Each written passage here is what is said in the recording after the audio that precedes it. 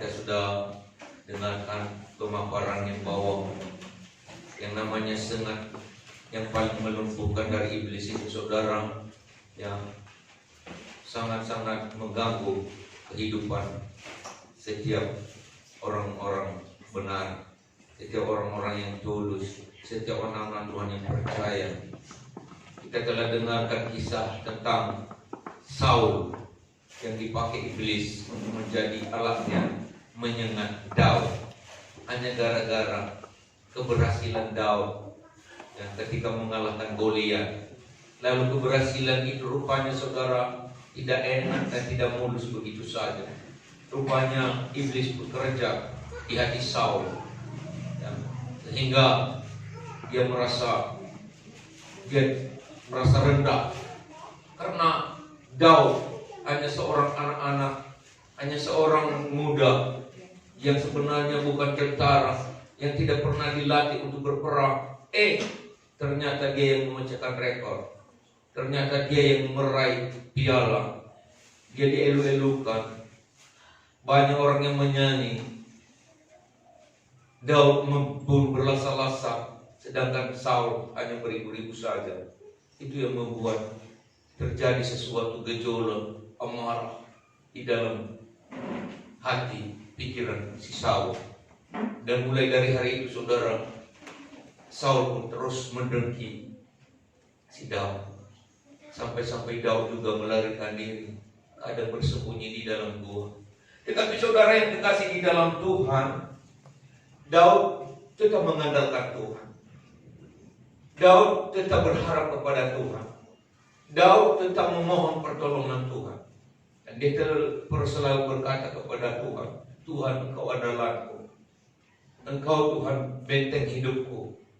Jadi saudara yang kekasih, ketika kita juga mengalami sengatan-sengatan dari iblis melalui orang-orang di sekitar kita yang dipakai iblis, yang tidak senang karena keberhasilan kita, yang tidak senang karena akurnya rumah tangga kita, yang tidak suka karena kita setia beribadah kepada Tuhan, yang tidak suka karena kita menegakkan kebenaran firman Tuhan, ya tentu saudaraku, sengat itu saudara sangat menyakitkan.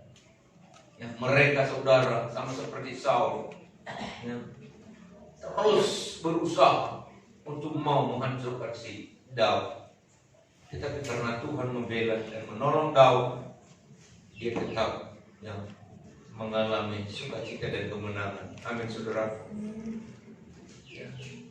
Jadi apa yang memicu hati si Saul, saudara, sehingga dia mengeluarkan sengat iblis itu terhadap Daud, yaitu dia tidak cocok, dia tidak senang melihat keberhasilan Daud. Dan dia juga tidak senang mendengarkan puji-pujian yang ditujukan kepada Daud. Dan jiwa dia, saudara terkasih, membesar-besarkan dalam hatinya, membesar-besarkan masalah dalam hatinya, sehingga dia katakan, saudara, ya, jangan-jangan karena kemenangan Daud ini, karena keberhasilan Daud ini, akhir-akhirnya kekuasaan raja, jabatan raja akan beralih kepadanya. Kan itu saudara yang kekasih. Padahal itu belum terjadi, saudara, tetapi hatinya sudah merengka-rengka, sudah menduga-duga. Inilah saudara yang kasih terus menerus sepanjang masa, sepanjang waktu, bahkan setiap hari bergejolak di dalam dada, hati, pikiran Saul untuk mau menghancurkan Daud. Jadi inilah sekilas firman Tuhan minggu yang lalu, saudara. Sengat yang paling melumpuhkan adalah dari iblis itu tadi, saudara. Saul terus dikompor-kompori pula, dinyala-nyalakan hatinya oleh puji lagu-lagu daripada anak darah perempuan-perempuan Israel menari-nari dan menyanyikan lagu. Daud membunuh berlaksa-laksa, Saul hanya beribu-ribu saja. Wah. Sehingga terus menerus itu yang terngiang-ngiang di dalam pikiran si Saul. Nah, bisa juga saudara kita dapat merasakan sengat-sengat iblis yang datang dari sekitar kita. Karena ada yang ngompor-ngompori, ada yang menyanyikan sesuatu lagu-lagu untuk memanas-manasi situasi, sehingga saudara ya tujuannya karena tidak enak untuk melihat sesuatu keberhasilan hidup kita, apalagi kesetiaan kita dalam mengikut Tuhan, ya, ketegasan kita untuk menegakkan kebenaran, karena kita tidak mau kompromi dengan hal-hal yang diinginkan iblis untuk kita lakukan. Nah, saudaraku yang terkasih di dalam Tuhan, pada kesempatan ini saya ingin menyampaikan kepada kita firman Tuhan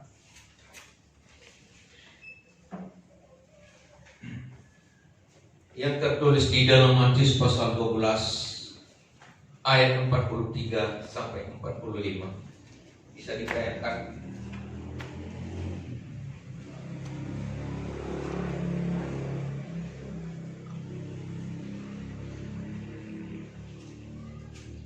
Iya.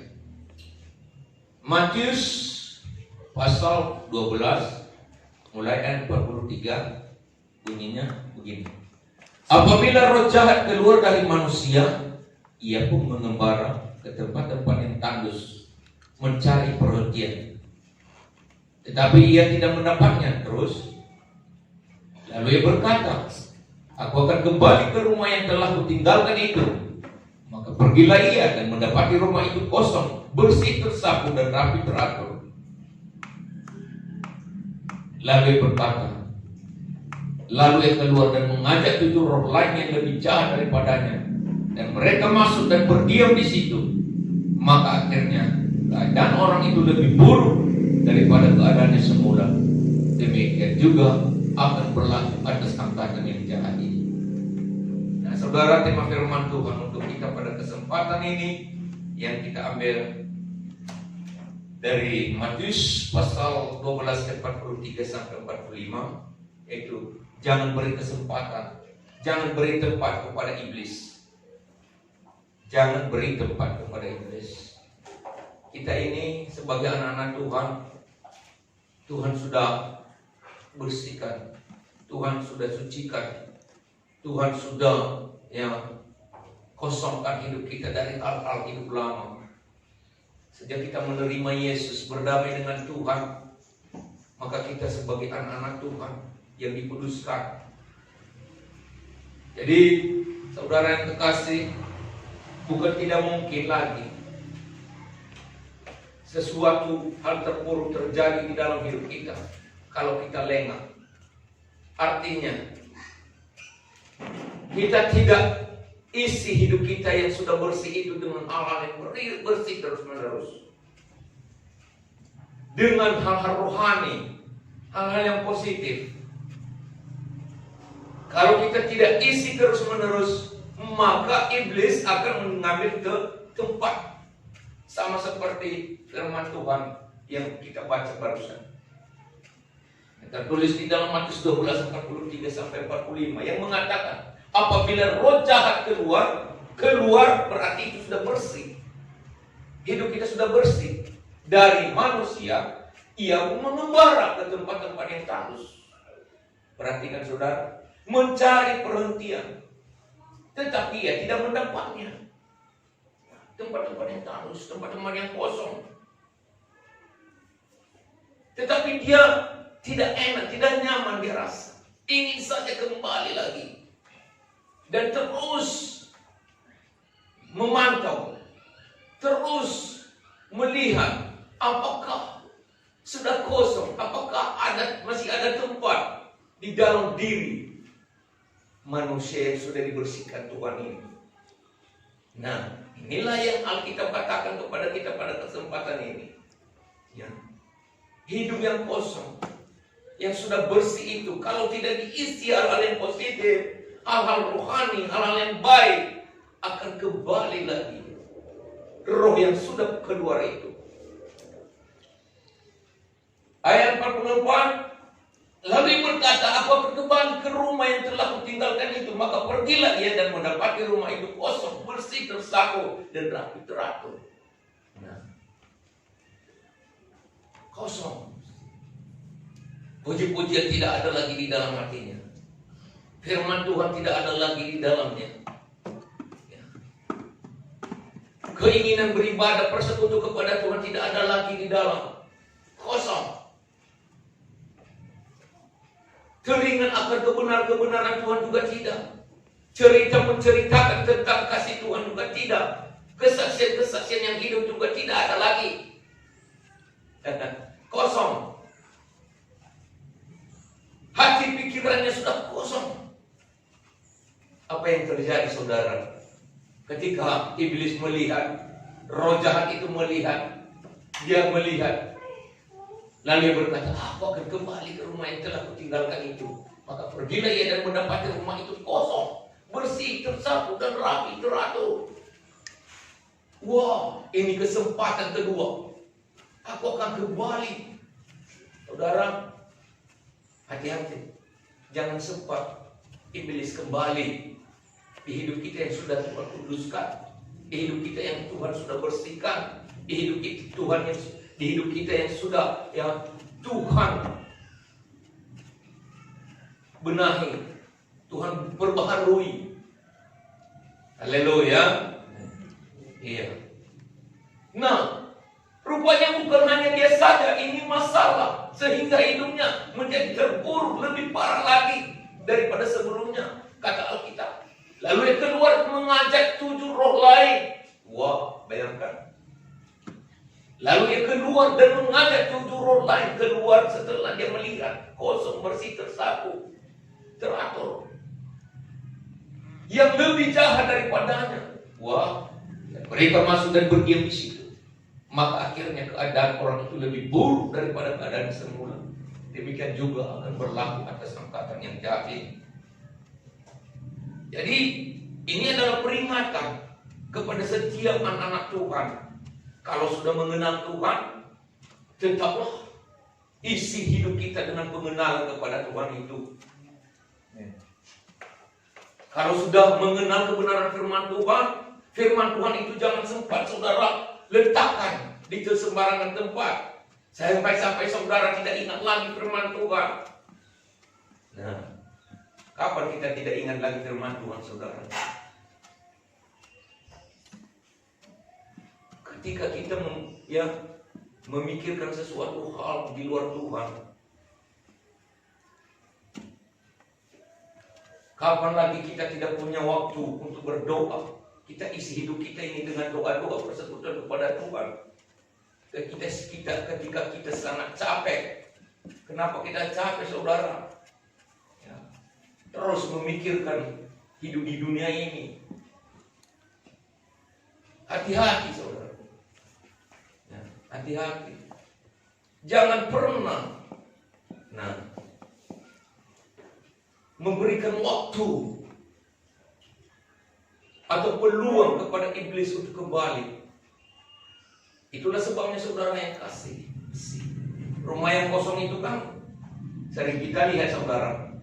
Apa yang terjadi di rumah yang kosong? Angker ya. Angker. Pertama-tama di situ dulu datang cicak. Cicak. Kotorannya bertaburan di lantai. Tikus mulai masuk membawa sarangnya. Laba-laba membuat jaringnya di segala sudut, bahkan sampai di pintu, jendela, di mana-mana. Ular bisa bersarang di situ. Lipan, kalau jengking, ada saja saudara yang kasih serang. Itu rumah yang kosong.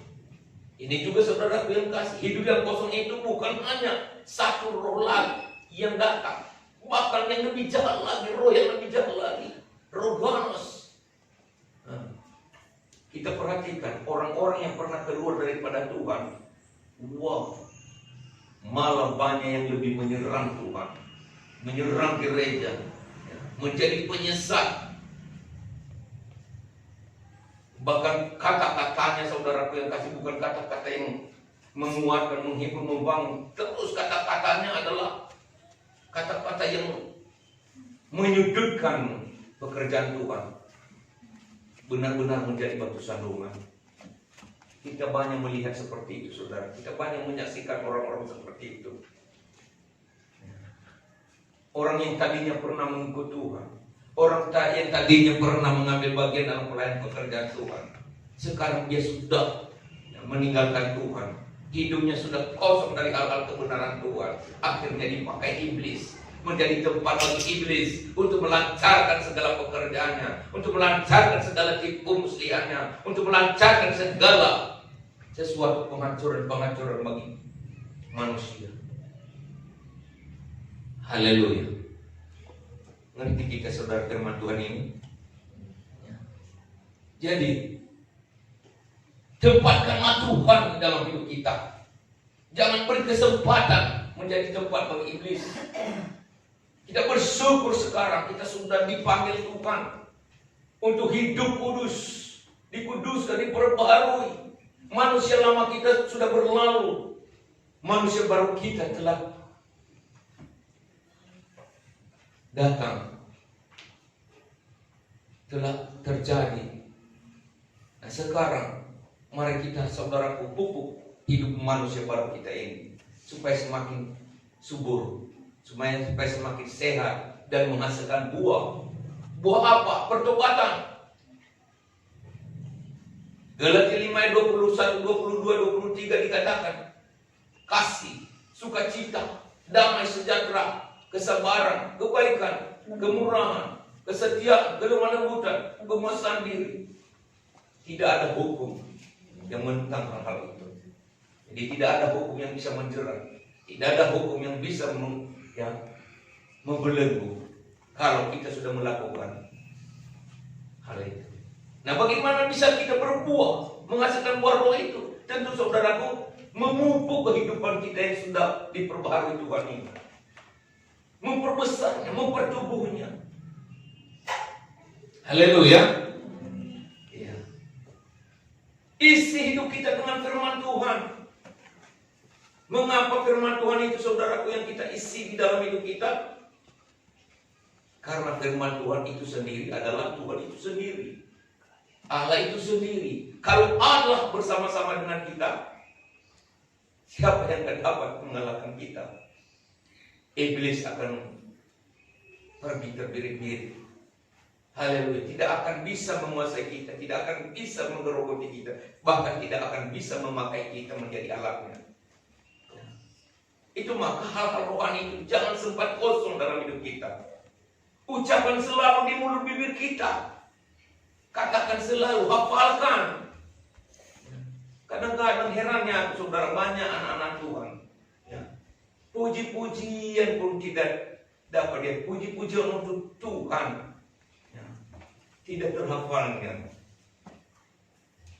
Apalagi ayat firman Tuhan. Padahal ketika menghadapi iblis, Tuhan Yesus sendiri selalu memakai ayat firman Tuhan. Firman Tuhan berkata, ketika dia digoda, dicoba iblis, dia berkata, firman Tuhan mengatakan, manusia tidak hidup dari roti saja, tetapi dari setiap perkataan firman Tuhan. Haleluya. Jadi kadang tidak ada firman Tuhan itu di dalam hati kita, bagaimana kita menangis serangan iblis?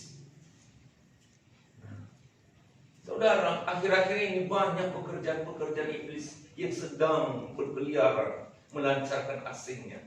Terutama saudara, mau menghancurkan gereja-gereja Tuhan, mau menghancurkan iman orang-orang percaya. Banyak akhir-akhir ini kita lihat saudara, kesetiaan umat Tuhan yang sudah timbul tenggelam seperti kapal selam. Tahu saudara, kapal selam kadang meluncur, kadang menyelam. Dulunya nggak seperti itu, saudara. Apa yang sedang terjadi? Kita berpikir-pikir, kenapa? Nah inilah ada saja pekerjaan iblis. Haleluya. Jangan beri tempat kepada iblis.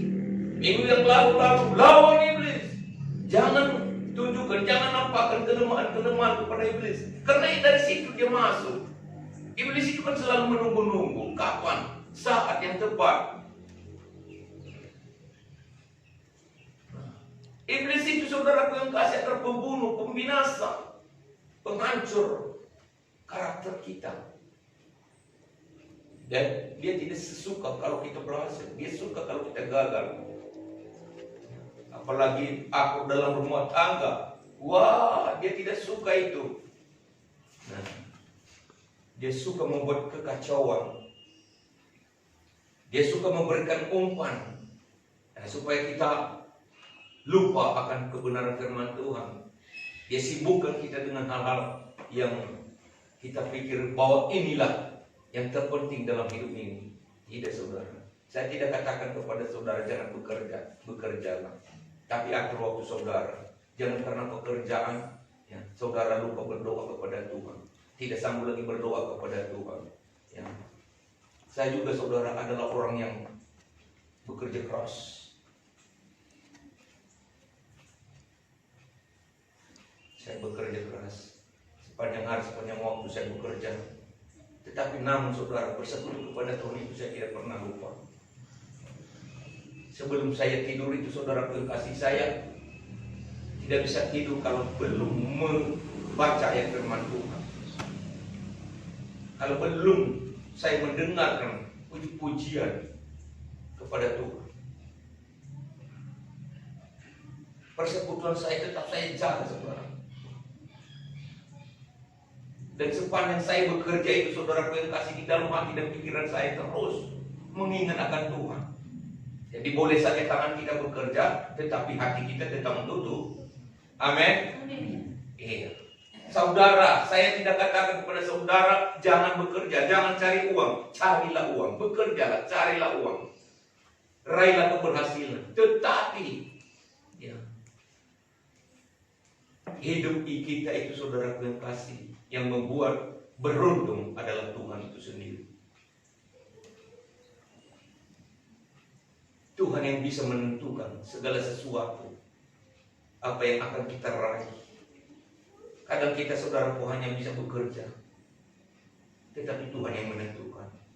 Kita hanya bisa merancang, tetapi Tuhan yang menentukan. Jadi saya tidak katakan kepada saudara jangan pernah menghayal. Menghayallah.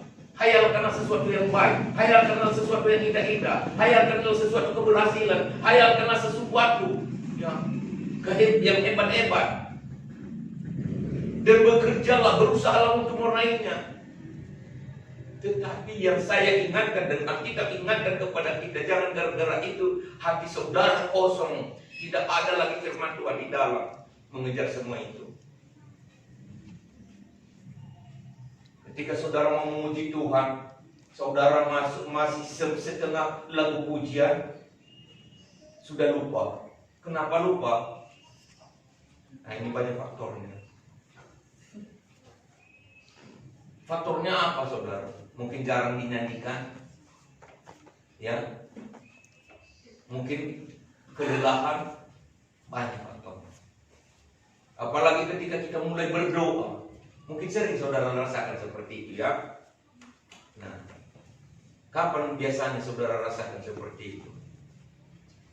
Saudara berdoa, tiba-tiba berdoa saudara yang lain terus ya mengumandangkan suaranya kepada Tuhan.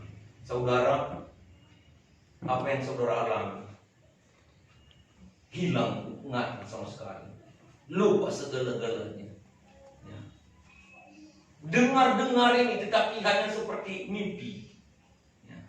Mulut sudah mulai tertutup. Saya pernah juga seperti itu saudara. Saya tidak bohong.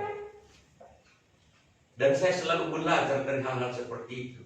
Ketika saya terus seperti itu, maka hidup saya menjadi kosong. Saya akan cara saya bekerja saya saudara yang kasih hanya menguras tenaga. Sepertinya saudara kekasih, hidup ini tidak ada semangat. Ya. Tetapi saudara yang kekasih, coba saudara mulai hidup saudara dengan persekutuan kepada Tuhan. Terus mengumandangkan puji-pujian di hati, penyembahan kepada Tuhan dalam roh dan kebenaran. Maka saudara-saudaraku, sepanjang hari itu saudara akan melaluinya dengan sukacita. Saudara akan melaluinya dengan kemenangan. Saudara akan melaluinya dengan semangat. Saudara akan melaluinya dengan sesuatu harapan yang cerah. Walaupun seakan-akan pekerjaan kita itu hanya sederhana, tetapi hati kita ini saudara penuh harapan. Akan kita, sepertinya kita akan memiliki sesuatu harapan yang hebat di pekerjaan kita itu. Luar biasa saudara, kalau kita mulai hidup ini dengan persekutuan kepada Tuhan. Hari-hari hidup kita ini juga terus semangat.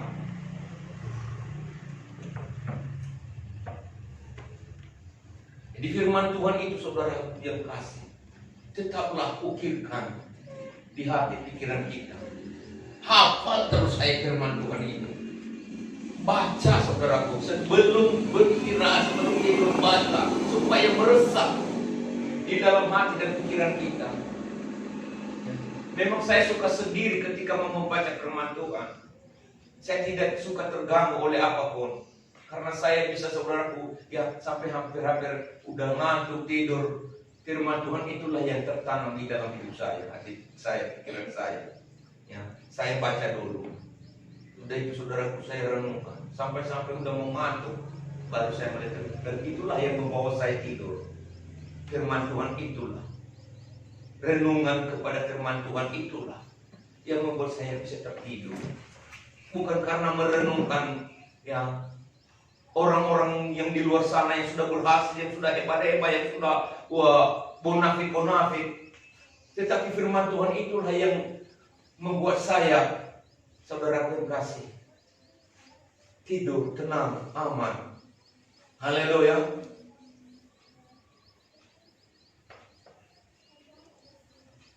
Firman Tuhan itu seperti peta saudara, untuk mencapai tujuan. Tahu peta?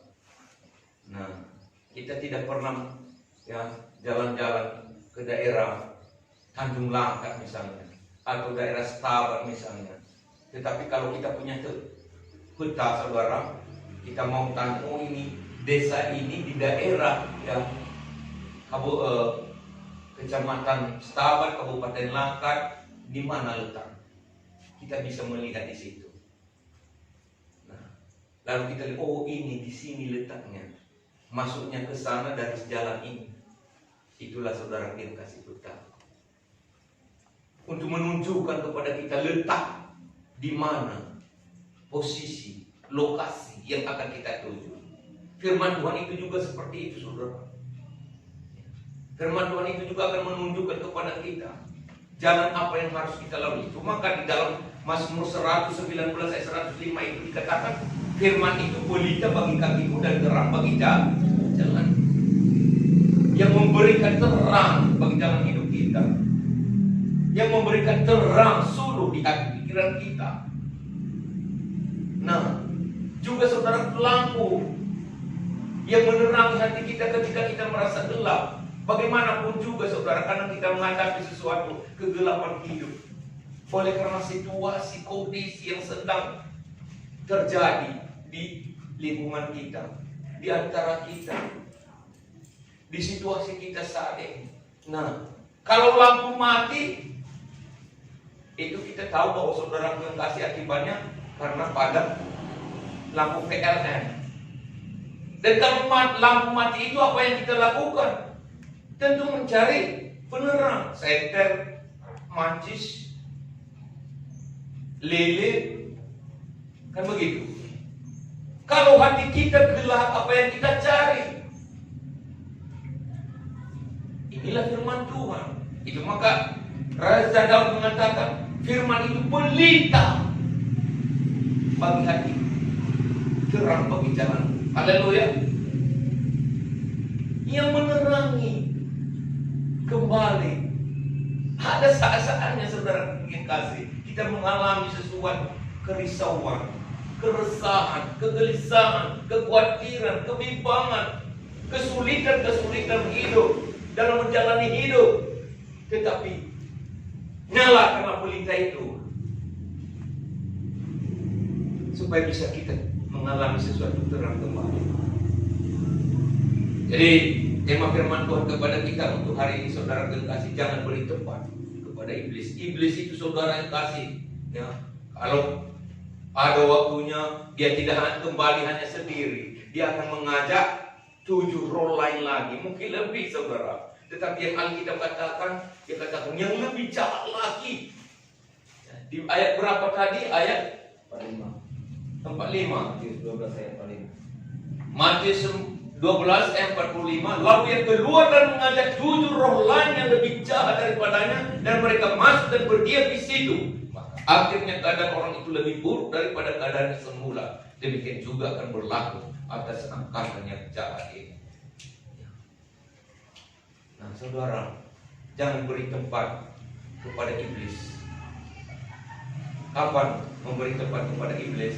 Kalau tidak ada isi dalam hati pikiran kita, kalau kosong hati pikiran kita, ya, dari hal-hal kebenaran firman Tuhan, isi terus, jangan sampai kosong. Haleluya. Ya. Nyanyikan lagu pujian terus kepada Tuhan, buat penyembahan kepada Tuhan bersama dengan keluarga, bahkan walaupun kita sendiri, menyanyilah untuk Tuhan.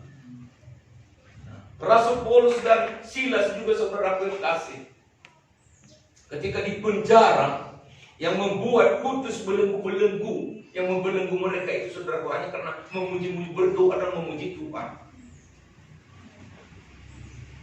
Kisah Rasul 16 ayat 25 kalau nggak salah. Lalu Paulus dan Silas berdoa dan memuji Tuhan, maka mujizat pun terjadi dan menggemparkan, ya,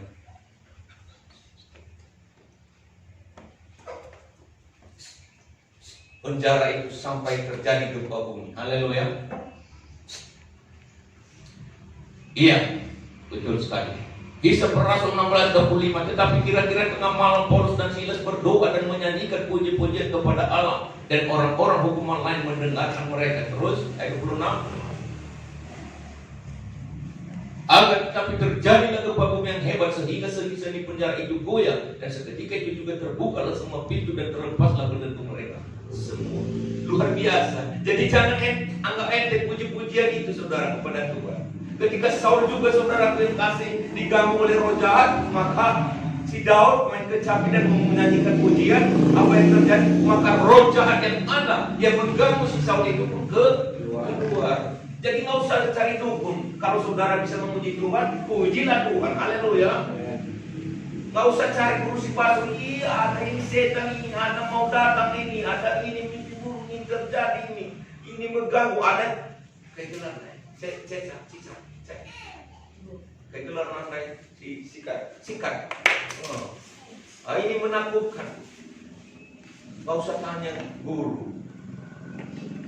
Ambil saja waktu, nyanyikan pujian kepada Tuhan, berdoa, maka terjadi mujizat.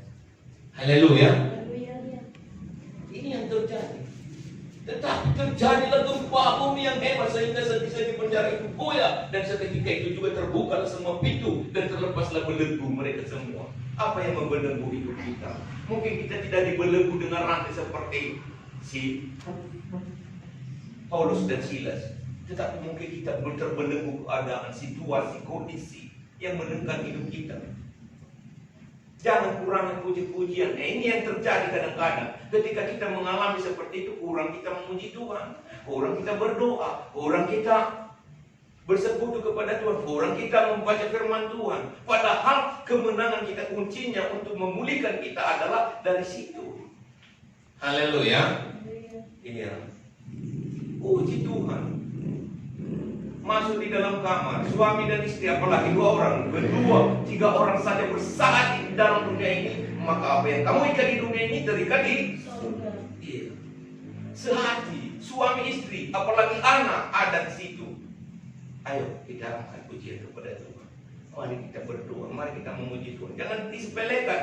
Ya kailah jangan kita asal yang mana yang atau memuji-muji Tuhan. Tak usah hiraukan. Itu hanya lagu dunia yang membuat kita kadang-kadang ya, terkompori. Enggak usah hiraukan. Ingat kata-kata teman Ta'a. Si pernah ngatakan, nanam nasi tuh. Ya, nanam naman bangka ganti kalimatnya. Lalu man bana. Adi silaku kan si mahuli, adi kita muji-muji Tuhan adi kita totoe, adi kita setia beribadah kepada Tuhan adi kita renungkan firman Tuhan nanamna man bangka. Haleluya. Oh, tulis pagi pas Facebook nanam man bangka nih. Lalu man bangka. Oh. Haleluya, saudaraku. Tabas burung baju duki, tabas jaket rumah nanam naman bangka. Pernah buat nanam nasi tuhunan ini, gua si tuhunan kau ke tanah. Tapi masih kabur cerita. Tapi adi nanam naman bangka ini kita lah. Adi setia kita nanam naman bangka. Rajin kita nanam naman bangka. Haleluya. Akur kita nanam naman bangka. Sehati sedia sekata kita nanam naman bangka. Kompak kita seluruh jemaat Tuhan nanam naman bangka. Amin, saudaraku. Amin. Iya. Kita ras-ras terus ke gereja, ras-ras kita bagai krong, terlemah kita bagai krong, yang nanam naman bangka. Likerina imbalan. Adi si aja keluarga tak ekuri naku gereja nanam naman bangka. Lalu man kalaka. Haleluya. Iya, emang kola menunggu itu. Olah jemu-jemu. Olah lelah-lelah untuk melakukan si mahuli bagi si menate ibadah. Nanam naman bangka.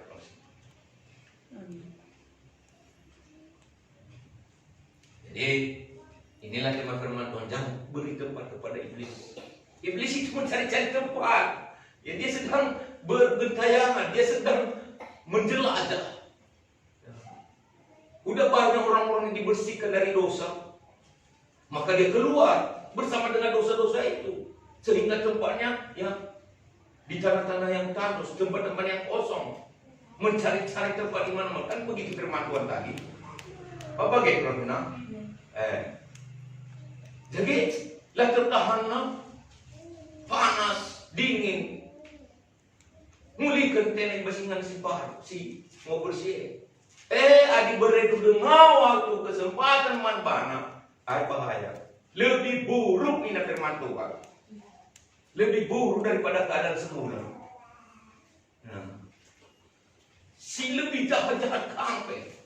Maka dia mau ikut Tuhan, mau tandai Tuhan. Sekali ikut Tuhan, tetap ikut Tuhan. Lalu hanya moto kemerdekaan saja mengatakan sekali merdeka tetap merdeka. Tetapi kita juga sekali ikut Tuhan tetap ikut Tuhan. Tetap setia kepada Tuhan. Nggak usah pikirkan hal-hal yang lain. Jangan kita pikir bahwa tak ada yang lebih tepat lagi. Ya. Selain daripada persekutuan kepada Tuhan ini, yang perlu saya cari, tidak ada, saudara terkasih. Persekutuan kepada Tuhan itu yang lebih indah. Banyak orang yang kita lihat berubah hidupnya 100% karena dia setia dan terus menyerahkan hidupnya kepada Tuhan, dan bukan ya menyerahkan hidupnya hanya 50, 60, coba-coba. Tidak. Menyerahkan hidupnya 100%, maka dia akan mengalami suatu perubahan, pemulihan yang luar biasa. Yang tadinya saudara hidupnya sudah kandas karena terpaan badai kehidupan, akhirnya dia datang kepada Tuhan dan menyerahkan hidup kepada Tuhan. Dia dipulihkan. Banyak seperti itu, saudara kasih. Hanya Yesus Kristus jawaban satu-satunya, saudara. Itu maka dia tidak pernah salah ketika dia mengatakan, marilah kamu yang bergubah-gubah. Memang dia tahu bahwa setiap manusia tidak ada yang menjalani hidup dengan hidup yang mulus. Pasti beban pergumulan itu, badai kehidupan itu, setiap manusia akan mengalaminya. Tetapi ketika datang kepada Yesus, dipulihkan. Hati pikirannya itu yang terutama dipulihkan. Dia sudah bisa membenahi hatinya dan pikirannya. Dia sudah bisa memilah-milah apa yang baik dan yang tidak. Dia sudah bisa mengerti jalan apa yang harus ditempuh dan dilaluinya. Dia sudah tahu apa yang bisa menjadi pegangan yang kokoh, yang tidak goyah. Haleluya, saudara. Jangan diberi tempat lagi kepada iblis. Biarlah iblis itu jauh daripada kita sendiri. Iblis itu adalah roh-roh jahat yang perlu kita basmi sampai ke akar-akarnya. Biarlah kita hanya ditempati, dipimpin, diatur oleh Roh Kudus saja. Biarlah karya Roh Kudus itu yang terus membenahi hidup kita, untuk membersihkan hidup kita, untuk memperindah hidup kita. Walaupun kita hidup, saudaraku, secara sederhana, pelan-pelan, yang penting, saudara, hati pikiran kita tetap terarah kepada Tuhan. Masa-masa hidup ini, saudara, kita tidak tahu. Itu maka adalah kita mengatakan hidup ini adalah kesempatan. Kadang-kadang kita terkejut. Oh, baru semalam kami bertemu, baru semalam kami berjumpa dengan si Anu. Tahu-tahu dia sudah out.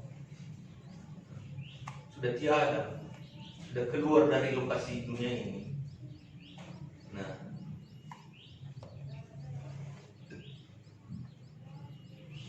siapa yang meninggal? Si Anu. Semalam kami jumpa. Nah, begitulah perjalanan hidup ini. Jangan kita pikir bahwa kalau yang meninggal itu hanya yang sudah berumur di atas 100 tahun. Tidak. Soalnya selagi ada waktu, sama seperti kata Rasul Paulus, hidup ini hidup untuk menghasilkan buah. Kalau mati pun mati dalam Tuhan. Karena mati itu juga untuk bisa duduk, tinggal di kemah, di rumah yang sudah Tuhan sediakan. Kalau kemah di bumi ini dibongkar, maka aku punya rumah yang sudah indah dan sudah bagus, Tuhan telah sediakan. Tapi kalau saat ini pun masih hidup, kata Rasul Paulus, berarti hidup untuk menghasilkan buah apa? Buah yang baik, buah yang berkenan kepada Tuhan. Pertobatan, hasilkanlah pertobatan, kata Yohanes kepada orang-orang Farisi, orang-orang Saduki yang datang memberi diri dibaptis. Jangan kamu pikir bahwa kamu bisa mengelakkan hukuman Allah yang akan datang. Kau sudah tersedia untuk menebang pohon yang tidak menghasilkan buah. Haleluya. Maka hasilkanlah buah yang terbaik. Apa itu? Bertobatlah, berilah dirimu dicucikan dari segala noda dosa, noda kekafiran. Haleluya. Ya, itulah kata firman Tuhan, saudara. Ingat selalu firman Tuhan itu, maka saudara kuat. Saudara kuat. Kalau tantangan kehidupan saudara, kalau saya ceritakan apa yang kami alami, apa yang kami hadapi, wah, terus menggerogoti. Tetapi saudara, ini yang menguatkan kami. Ini, saudara, ini kuncinya. Kalau tidak, saudara, sudah kau sudah ambruk, tumbang, karena terjangan badai kehidupan ini. Tetapi inilah Tuhan berkata, tidak, engkau tetap mampu. Jalani hidup ini, jalani saja hidup ini dengan tetap yakin dan percaya kepada Tuhan. Lalu saya ingat firman Tuhan, betul Tuhan. Daud menyanyi, Tuhan, engkau adalah gembalaku, tidak ada kekurangan aku. Ketika kita ekonomi kita surut, kita katakan, Tuhan, engkau adalah gembalaku, tidak akan kekurangan aku. Engkau menghantar aku di rumput yang hijau, membawa aku ke area yang tenang. Ketika kita mengalami ketakutan, kekhawatiran, kebimbangan, kita katakan, Tuhan, sekalipun aku berjalan di lembah yang gelap, dibayang-bayang, aku tidak takut bahaya. Sebab Kau Tuhan menyertai aku. Gadamu, tongkatmu. Ya, itu yang menghibur aku. Apa itu saudara? Firman Tuhan. Gada itu firman Tuhan. Tongkat itu Roh Kudus. Saudara yang kekasih, itulah lambangnya. Gada itu adalah palu, cambuk. Kalau orang penggembala dulu, saudara yang kasih, ya, nah, kalau dia berjalan bersama domba-domba, ya, supaya teratur perjalanan domba itu, dia pukul, ya, itu saudara ke belakang mereka, maka mereka berjalan teratur. Dan tongkat itu, saudaraku, ketika tongkat gembala itu biasanya bengkok seperti ini. Haleluya. Nah, itu kalau kita lihat itu di kamus-kamus Alkitab dan kisah-kisah penggembala di Israel, ya, di Timur Tengah, itu bengkok seperti ini. Kenapa? Karena saudaraku kadang itu tebing-tebing daerah Timur Tengah itu ada banyak jurang. Nah, kalau dombanya sudah mulai tergelincir dan mau jatuh, saudara, mereka tarik pakai tongkat itu, saudara. Itu maka Daud juga pernah mengatakan, ya, gadamu dan tongkatmu. Dan inilah Roh Kudus, saudara. Roh Kudus itu sanggup menolong. Haleluya, penolong. Maka ketika Yesus sudah juga, saudara, kasih nama mau naik ke surga, yang dia janjikan adalah Roh penolong. Aku akan memberikan kepadamu Roh penolong. Jangan tinggalkan Yerusalem. Yerusalem itu di mana? Persekutuan, tempat ibadah kepada Tuhan. Haleluya. Aku akan mengirimkan kepadamu Roh penolong. Dan itu nanti akan menuntun kamu kepada segala kebenaran. Amin. Nah, jadi saudara yang kasih, andalkan Tuhan, andalkan kasih Tuhan, andalkan kuasa Tuhan. Tuhan tidak pernah menjanjikan kepada kita langit, ya, biru tanpa awan. Tuhan tidak pernah menjanjikan kepada kita jalan yang mulus, ya, tanpa berbatu-batu. Tetapi Tuhan akan sertai kita. Haleluya. Mari kita angkat pujian ini.